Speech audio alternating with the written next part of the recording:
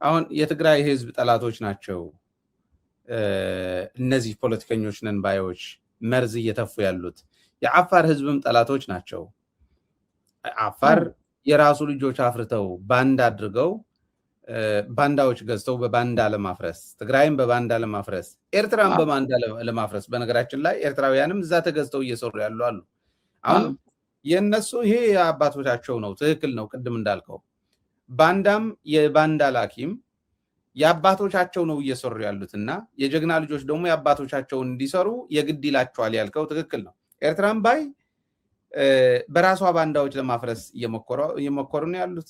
አፋርም ትግራይም አገውም ጭምር አገው፣ ቅማንት፣ አማራ፣ ኦሮሞ ሁሉ ኤግዛክትሊ። ስለዚህ አሁን ይሄ ኃይል እንደዚህ አይነት አስተሳሰብ ያለው የፖለቲካ ኃይል የጋራ ጠላት ነው ብለን መውሰድ እንችላለን ወይ? እና በጋራ ክንድ ይህንን የጋራ ጠላት በጋራ ክንድ ማስወገድ አለብን የሚል እሳቤን ያላችሁ እናንተ እንደ ሰራዊት የምታስቡት እንዴት ነው? አዎ ተመስርቷል እሱ። እኛ አሁን ትግራይ ጋር ግንኙነት አለን፣ አማራም ጋር ግንኙነት አለን፣ ኦሮሞም ጋር፣ ሶማሌም ጋር፣ በኒሻንጉል ጋር፣ ጋምቤላም ጋር ኢትዮጵያ ውስጥ ያሉትን ተቃዋሚዎች ሁሉ አንድ አድርገን እኛ አንድነት እኮ አልጠላንም።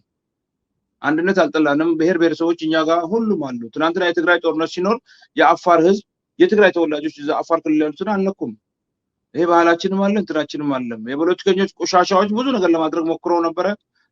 የገደሏቸውም አሉ፣ በድልድል ላይ የጣሏቸው ምን ያሏቸው። ግን ለዛም ሆኖ ህዝቡን አላስነካም። አንዳንድ ከመሃል እየወሰዱ እንትን ያሏቸው ካልሆነ በስተቀር። ስለዚህ ይሄ ህዝብ አንድነቱን አልጠላም። ይሄ 4 ኪሎ ገብቶ ያለው አሁን ከማንም ጋር የሚወዳደር አይደለም። አገር ልታሳድግ እኮ ህዝብ ማደግ አለበት። ህዝብ ማወቅ አለበት። ህዝብ መማር አለበት። ህዝብ ማግኘት አለበት። ህዝብ ኢኮኖሚ ማደግ አለበት። ህዝብ እኩልነት፣ ፍትህ ማግኘት አለበት። ፖሊስ ሌባ ነው እያልክ፣ ዳኛ ሌባ ነው እያልክ፣ አቃቤ ህግ ሌባ ነው እያልክ በራስ መድረክ ላይ እየተናገርክ ያንተ የመደብካቸው በየክልሉ ላይ የሚያደርጉትን ሌብነት 24 ሰዓት እየተናገርክ አንድ እንኳን እርምጃ ያልወሰድክ ሰውዬ ኢትዮጵያዊነት አቀነቅናለሁ ብትል እንዴት ተብሎ ነው? ኢትዮጵያ እንደማትጠቅም፣ ሰላም እንደማትሰጥ፣ ለልጆቿ እንደማትሆን ኢትዮጵያ የሚባለው ስም እንዳውም ጸረ ሰብአዊነት እንደሆነ ነው አሁን እየታየን በግንፋል የምንናገረው። አንድነት የሚጠላ ሰው የለም። እኔ አንተ ወንድሜ ካልከኝ ለኔ ክንዴ ነህ፣ አቅም ነው፣ ኃይል ነው። ሌላውም እንደዛው 84 ብሔር ወይት አለ እስቲ ድምጻቸው ወይት አለ 86 ነው ምናምን ብሔር የሉም፣ ታፍነዋል። በጋምቤላ ገብቶ አኝዋክና ኑዌር ለምጣሉት ጋምቤላ ውስጥ ያሉት ሰላማዊ ህዝብ ዋጋ መክፈል አለበት። ኢትዮጵያዊ ነው፣ የኢትዮጵያ ጠንካራ መንግስት ነው ትለኛለህ ወይ? ታባህ ነው ያለው። ታዲያ መተው ከጠላት ደቡብ ሱዳን እየገባ ህዝቡን ሲያርደውና ህፃኖችን ገፎ ሲወስድ፣ በዚህ በሶማል መተው በላይ አልሸባብና ሌሎቹ መተው ሲያጠቁ፣ እዚህ መተው ኢሳ መተው በጅቡቲ መንግስት እየታጠቀ በድሮን የጅቡቲ መንግስት መተው ህዝቡን እዛ ሲደበድብ፣ በዚህ በሁሉ ቦታ በአማራም ሱዳን ገብታ እንደዛ እንትን ስትል ወይት ነበር።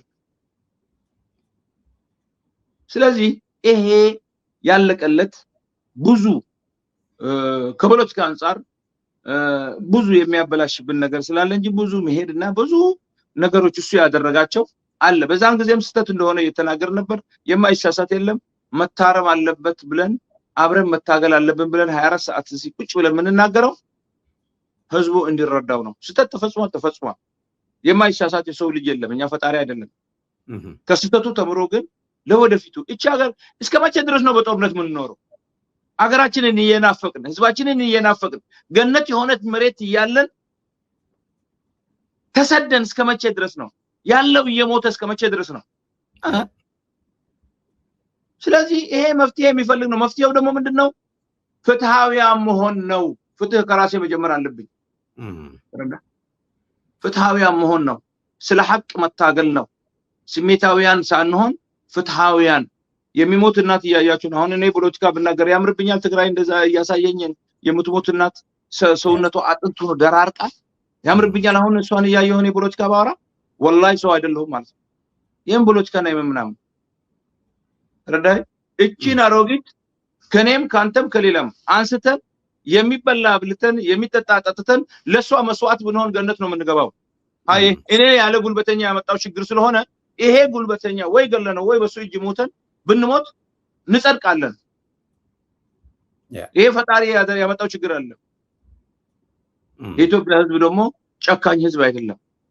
ዘረኝነት ነሰነሱበት ፖለቲካ እያሉ በየቦታው ሌባ የተባለ ባንዳ የተባለ ምን አለ መሰለ አንድ ምስላ ሰምቼ ነው በአረብኛ አንድ ሰው አዋቂ ለመሆን ይልሃል ምንም የማያውቅ ሰው አዋቂ ለመሆን ከሱ በታች ምንም የማያውቁትን ደደቦችን ሰብስቦ የደደቦች ኃላፊ ነው የሚሆነው። አዋቂ አንድ ሰው እዛ ካለ እሱ እንደ አዋቂ ስለማይቀር አዋቂና ፍትሃውያንና ለሀገር የሚሰሩትን አያስጠጋም። ተረዳ ደደቡን እንትን ብሎ ተረንተረስ ያወራ ላይ እንደ መድረክ ላይ ሰው ጊዜውን አጥፍቶ ምን ብሎ የአንድ የሀገር መሪ ስራ አለው፣ ዲፕሎማሲ ጉዳይ አለው፣ በኢኮኖሚ የውሃ የምን የእኔ ብዙ ነገር እሱን ነው የሚመለከተው። ማሰብ ማሰላስ ያንን ሁሉ ትቶ ተረንተረስ ያወራላችሁ ፓርላማ ሰብስቦ ተረንተረስ ያወራ እኔ በጣም ደፋር ነው ግን እሱ ወላሂ ደፋር ነው። አንዳንድ ጊዜ እኮ በቃ እሱ ያ ሲስተሙ በቃ ጥሩ እየሰራ ሊመስለው ይችላል፣ ግን ጥሩ አይደለም የምትሄደው አካሄድ እንደዚህ ያለ። አሁን እነ ዳንኤል ክብረትን ጎኖ አድርጎ እንዴት አብይ አህመድ ደህና መንገድ ይሄዳል ይመስላል። ስለዚህ እሱ በቃ ጥሩ መዛ ተረንተረስ ሲያወራ ምን ሲል ድፍረቱ ምናምን እኔ ሳይ ወላሂ አንዳንድ ጊዜ ብቻ ልስቃለሁ። ቦታው አይደለም እሱ ተረዳኝ። እሱ አንድ ሰብአዊ ድርጅት ላይ ምንድነው ኤንጂኦ ወይ እንደዚህ እየሰበሰበ እርዳታ የሚሰጥ ምናምን ሆሆታ ያለበት እዛ ቦታ ላይ ነው መደብ የነበረበት ተረዳ። ለዛ 1 ኪሎ ስንዴ እየሰጠ ለዛ ምን እያለ ቦታው ወከባ የበዛበት ቦታ እንጂ የመንግስት ህድ ብሎ የዓለም አካሄድ የጎረቤት ይሄን የሚያስብ አለ ወከባ ነው። በቃ እኔ ሳየው አነጋገሩ ምን ብሎ ምናምን እጁን ሲወረጭ ምናምን ሁሉንም አዋቂ ነኝ አለ። ታዲያ ሁሉንም አዋቂ አንድ እግዚአብሔር እንጂ ሁሉንም የሚያውቁ ሰው የለም። አማካሪ ያላቸው የአሜሪካን ፕሬዝዳንቶች የአውሮፓ ፕሬዝዳንት ሁሉ አማካሪ አለ። አንድ አማካሪ የሌለው ሰው የማይሰማ ለራሱ የማያውቅ እየተወራጨ የሚናገር ሰው ስሜታዊ ሀገሪቱን ገደል አስገባት። አሁን ሌላ ቢሆን በሮ ይሄድ ነበር፣ እሱ አይሄድም። ተረዳኝ። ወከባ ስለሆነ ስራው አይሄድም። 4 ኪሎ በራፍ እስከሚደርሱ አይሄድም። እቺን መነኝ ጀግንነት አይደል ኑሮት አይደለም ከእንትን ውጭ ነው። ተረዳኝ። እንደመጡም እውነት ላይ መስለው ይችላል። ደርሰዋልና እዚህ አዲስ አበባ እየገቡ ነው ቢሉትም ከ4 ኪሎ አይወጣም። አብደላ ምን አለ ይበል ወከባ ነው በቃ ስራው። እኔ ሳየው ማዋከብ ነው ያመጣል። አሁን አንድ ሰው ዲፕሎማሲ ነው የሀገር መሪ ነው የትግራይ የመጡትን አናግሮ የሚመስለውን ተናግሮ በሚሸኘው አካባቢ መሸኘት እንጂ እኔ አልቀበላችሁም ማለት ነውር ነው። ህዝብ ወክለው ነው የመጡት። እነሱ የፈለገ ክፋት ይኖራቸው ምን ይኖራቸው የትግራይን ህዝብ ወክለው ነው የመጡት። ተረዳኝ። እንዳውም በቪዲዮ ኮንፈረንስ ከነሱ ጋር እነጋገር ነበር ነው ፕሬዝዳንት ሁሉ እንዲሰማ። እሱ ግን ወከባ ምንም ኢማራት አለች ገንዘብ አለኝ የኢትዮጵያ የደሃ ልጅ በየቦታው ሞልቷል የሚበላ ያጣውን እሱን እየወሰድኩ ካምፕ አስገባለሁ እሳት ውስጥ ማግዳለሁ በቃ ይሄ ነው ስራው የሆነው። ህዝቡንም በኢኮኖሚ እንዳላድግ ሁሉ ከተማም ስለሞሉ ህዝቡንም ለመጨረስ የተነሳ ለመማገድ የተነሳ አይነት ሰው እስከሚመስል ድረስ ነው አሰራሩ። የ13 ዓመት ልጅ ለጦርነት ይላካል። ስለዚህ ይሄ ነው። ይሄ ደግሞ የኢትዮጵያን ህዝብ ነው የምለው እስላሙም ክርስቲያኑም ሌላም ሃይማኖት ያላችሁ ወደ እግዚአብሔር ተመልሳችሁ ድሮ ስታደርጉት የነበራችሁን ጸሎት ጠበቅ አድርጋችሁ አድርጉ። አሁን ምን ይሉ ነበር መሰለ እባብና ባውንቸር በአንድ ጊዜ የሚወጣበት ዘመን ይመጣል ምናምን ይሉ ነበር። ሁሉም ገዳይ ነው ረዳኝ። አሁን መጥፎ ዘመን ላይ ነው የደረስነው። ይሄው እያያችሁት ነው። ርህራሄ የለም። ሁሉም ሌባ ሆነ። ያንን ሁሉ ሚሊዮኖች ሰርቆ እንኳን ለአንድ ሰው ዳቦ የሚያበላ አይደለም። ጨካኞች ናቸው። ተረዳኝ። የሰራተኛ አበል እንኳን አይተውም ታውቃለህ። ያንን ሁሉ ሚሊዮን ኑሯቸው ያን ሁሉ ሰርቆ ይሄን ሁሉ አመት የሰራተኛ አበል እንኳን የማይሰጡ ሰራተኛ በልቶ እንዲያድር የማይፈልጉ ስለ ፍትህ ስለ ሀገር ስለ ህዝብ አንድ ቃል የማይናገሩ እንደዚህ አይነት ሰው ነው አሁን ወጥቶብን ያለው በየቦታው በየክልሉ። ስለዚህ እኔ የምለው ጸሎት ያስፈልጋል። ጾም ጾሙ፣ ወደ አምላክ ተመልሳችሁ እጃችሁን ዘርጉ ለማለት እወዳለሁ።